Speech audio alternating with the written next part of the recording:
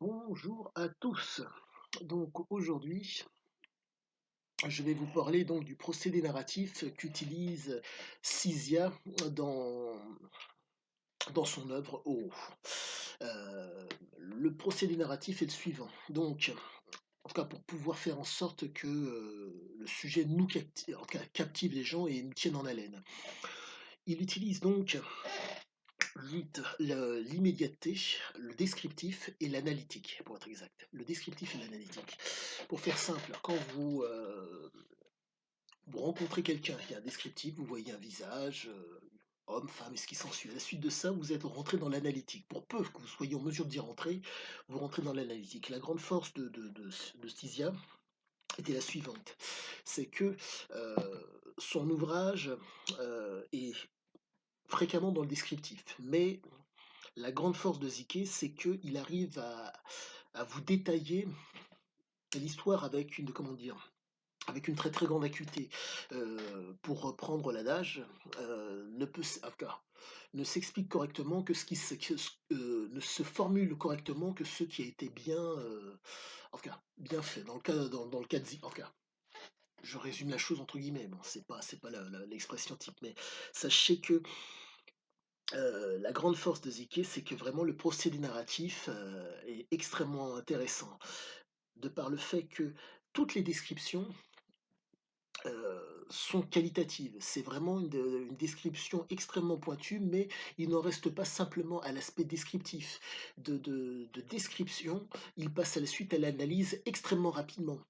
Et l'une des raisons qui fait que il est capable de passer de l'un à l'autre extrêmement rapidement, c'est que c'est un homme des années 80, avec donc avec une intelligence, entre guillemets, si je puis dire, propre aux gens de cette période. L'homme est né en 49, sous De Gaulle. En tout cas, il est né en 49, il est né en 49 au Maroc. En 58, 56 pour être exact, il émigre en France. Donc si vous voulez, vous avez durant cette période une construction mentale des gens qui était tout à fait normale, mais qui est symptomatique des gens de cette époque. Les gens réfléchissaient par eux-mêmes. Et donc cette capacité à pouvoir retranscrire officiellement ce qu'il a vécu, c'est pas que ça m'étonne, mais ça m'a l'air de plus ou moins. Ah, pardonnez-moi, excusez-moi encore une fois, le pouce, abonnez-vous, bon bref, passons. Et, euh, et donc le procédé descriptif et analytique de l'homme est vraiment extrêmement intéressant. Il arrive à passer, si je puis dire, d'une étape à l'autre avec beaucoup d'aisance. Ce qui est d'autant plus, comment dire, exceptionnel pour moi, c'est que, comme je vous l'avais dit précédemment, et comme vous le savez peut-être, l'ouvrage a été écrit tandis que l'homme était sous fumette. Donc, réussir à passer du descriptif à l'analytique, comme il le fait avec une telle, je ne dirais pas un tel brio, mais si vous voulez que ça a l'air aussi simple, moi, me paraît, sans vouloir faire de mauvais jeu de mots, stupéfiant, mais qu'importe. Quoi qu'il en soit, le descriptif et l'analytique vous permettent donc de comprendre qu'il avait la capacité à passer, si je puis dire, d'un comportement, si je puis dire, reptilien à un comportement cartésien de façon assez rapide. Mais le fait est que l'un et l'autre s'imbriquent, mais c'est vraiment ce qui est vraiment intéressant avec Ziké, c'est que vraiment le côté, bah, ces deux aspects de son rédactionnel sont extrêmement. Ah, je n'ai que comme comparaison les œuvres de Ziké, donc si vous voulez, je ne suis pas, je lis, j'ai lu pendant pas mal de temps, mais bon, je ne suis pas. Bref, oui, je veux dire, je suis un littéraire compte tenu de mon engouement pour Euro, je suis un littéraire si vous voulez, je suis un chercheur dans mon domaine. Mais force est de constater que si vous voulez, le procédé est vraiment extrêmement bien et le problème, quoique le problème, c'est que je me pose toujours la question, est-ce que je suis manipulé? Mais si vous voulez, quand on est en mesure de passer du descriptif à l'analytique comme il le fait, c'est proprement superbe parce que pour faire simple, vous avez des gens qui vont se contenter de votre descriptif, de votre faciès. Il est blanc, il est noir, qu'importe, voilà. Voilà. Ils vont se contenter de ça. Donc, si vous voulez, on est dans des approches animales qui font que se contenter de ce qu'il y a devant eux, ça les intéresse, d'une immédiateté si vous préférez. Ils vont se contenter de l'immédiateté. Mais Ziké, pour pouvoir, entre guillemets, vivre de ses aventures, euh, et faire en sorte de pouvoir conserver entre guillemets son statut d'exploiteur, sachant que l'homme voulait vivre l'aventure, ne pensait qu'à lui, la flambe, le confort, ça laisse supposer que le côté analytique, en tout cas, était forcément présent, mais de par le texte, je vous dis franchement, le propos est vraiment pertinent parce que il décrit vraiment extrêmement bien le nombre de choses qui lui arrivent.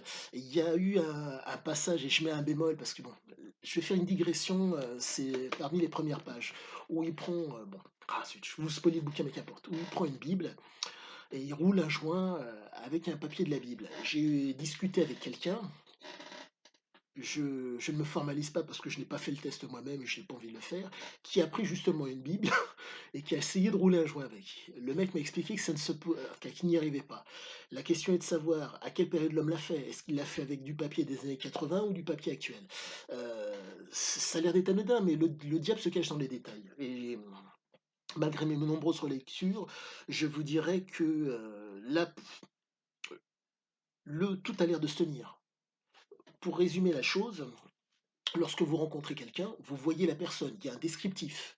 Homme, femme, blanc, noir, vous voyez la personne. À la suite de ça, pour peu que vous ayez le même référentiel, que vous parliez la même langue, vous allez pouvoir rentrer dans pour peu que vous ayez le logiciel pour et que vous soyez en mesure de réfléchir par vous-même ou de réfléchir, vous allez rentrer dans l'analytique.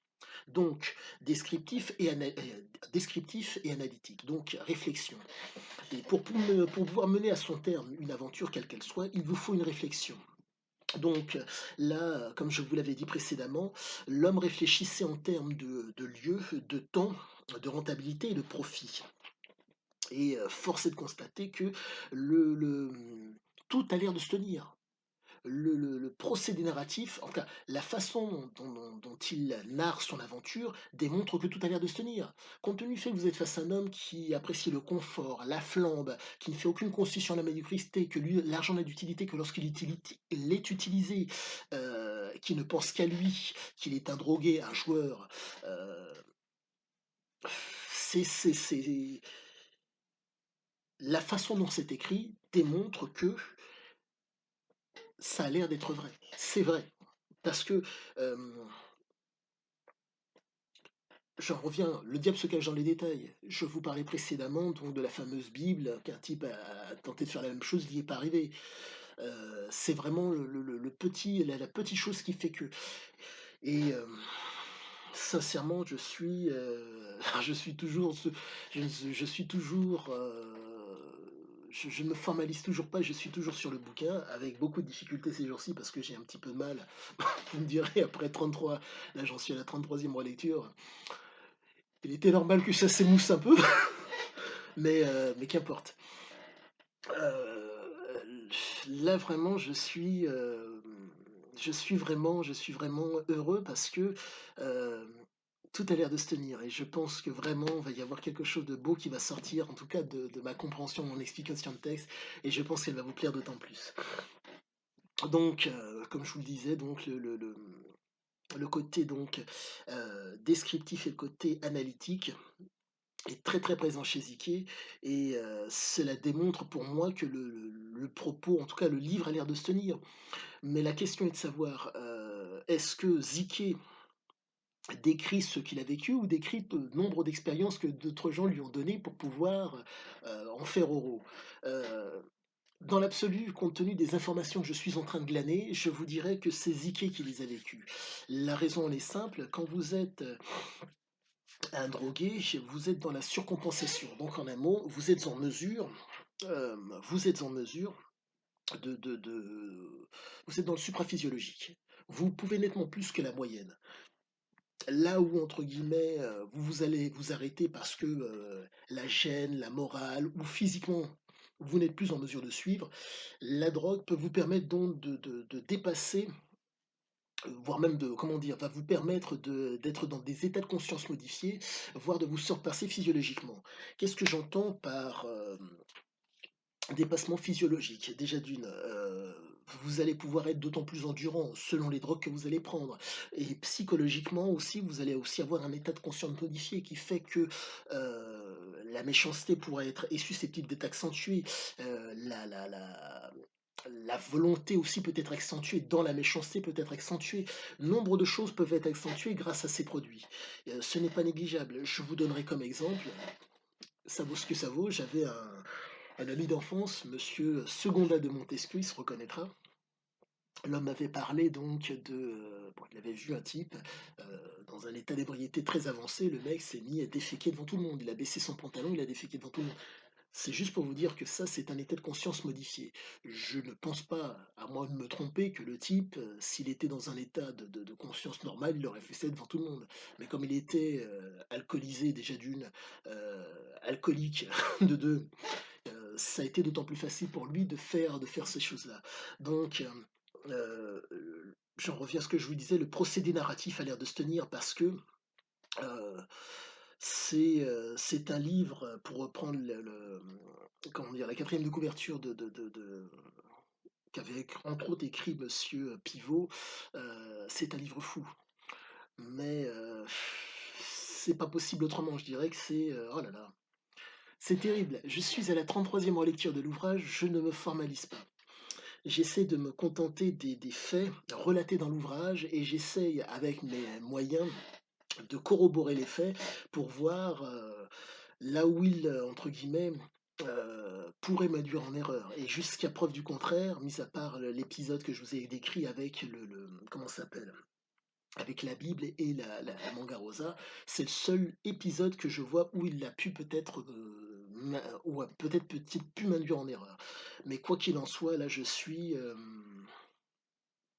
vraiment interrogatif, très, très interrogatif parce que le le le le bouquin a l'air de se tenir, le bouquin a l'air de se tenir. Mais donc, pour clore le sujet, le procédé narratif fait réellement toute la différence. Comprenez qu'il utilise à de nombreuses reprises ce que l'on appelle les biais cognitifs, qui sont communs à tout le monde, qui sont communs aux hommes en général. Je prends un exemple simple. Une femme passe dans la rue, que se passe-t-il? Les talons de cette femme est avec des talons, ses talons claquent. Nous sommes susceptibles de nous retourner sans, ça n'a comment dire? Ça n'a pas de raison d'être, mais nous sommes susceptibles de le faire. Ça n'a ni logique ni raison, mais nous sommes en mesure de le faire. Ce sont des biais cognitifs et la grande force de Euro, c'est qu'il c'est qu'il utilise à de nombreuses reprises ces fameux biais cognitifs qui font que, pour peu que vous ayez un tant soit peu de culture ou un tant soit peu de vécu, vous allez, tiquer par rapport à ces passages qui font que, de l'aspect descriptif, vous allez passer au côté analytique par rapport à votre vécu et c'est super bien fait. En tout cas, moi, je trouve ça très, très bien fait. 33 relectures, vous me direz, c'est que vraiment, je trouve ça extrêmement bien fait et quoi qu'il en soit, voilà quoi, bon, qu'importe. Sur ce, je vous souhaite une agréable journée. Je vous dis, bah, à une prochaine pour, bah, la prochaine petite vidéo. Au revoir.